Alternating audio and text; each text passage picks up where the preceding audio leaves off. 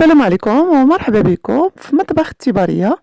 اليوم إن شاء الله بغيت نشارك معكم تحلية ماسلة سهلة سريعة التحضير ببقايا ورقة البسطيلة بجوج حشوات مختلفة وبمكونات جد بسيطة، كيجيو ماسلين ومقرمشين بشكل رائع وبمذاق هائل. وبسم الله على بركة الله. أول حاجة غادي ناخدو بقايا ورقة البسطيلة أو ورق الفيلو، وغادي نقطعوهم لقطع أو شرائط صغيرة بالمقص بحال هاد الشكل. وصافي كناخدو لي مول اللي بحال هادو ديال الكاب كيك أو أي مول بحجم صغير متوفر عندكم، وكندهنوهم شوية ديال الزبدة،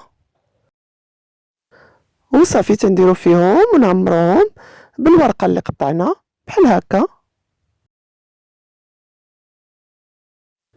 وتنديرو عليهم شوية ديال الزبدة دايبة بحال هكا، وكنخليهم على جنب. وكنمشيو نوجدو الحشوة الأولى.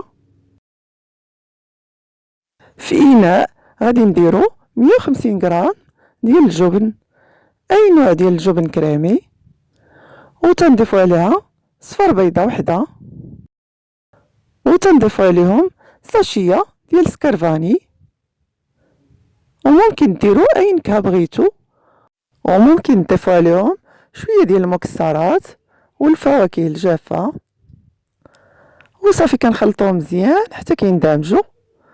وهي الحشوة ديالنا واجدة. ودابا غادي نعمرو القوالب اللي وجدنا بكمية من الخليط بحال هكا.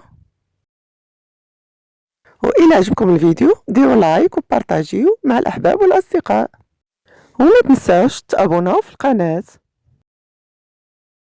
وهاد الكمية اللي درت تتخرج تقريبا 10 القطع بحال هادو.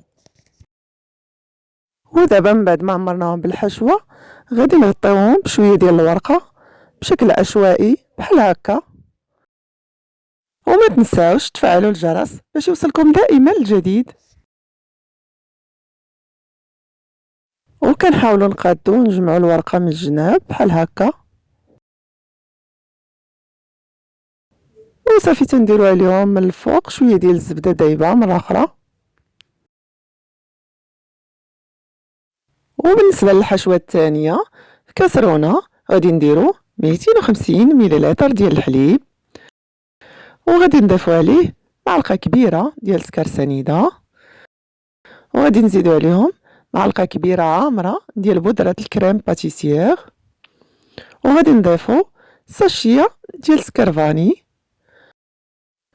وكنخلطوهم مع بعضهم مزيان على البارد حتى ما كيبقاوش اي حبيبات او تكتلات. وكديروا الكاسرونه على عافيه متوسطه مع التحريك باستمرار، ما كنتوقفوش، وغير كيبدا الخليط يتقال وكتطلع فيه الغليه كنطفيو عليه العافيه.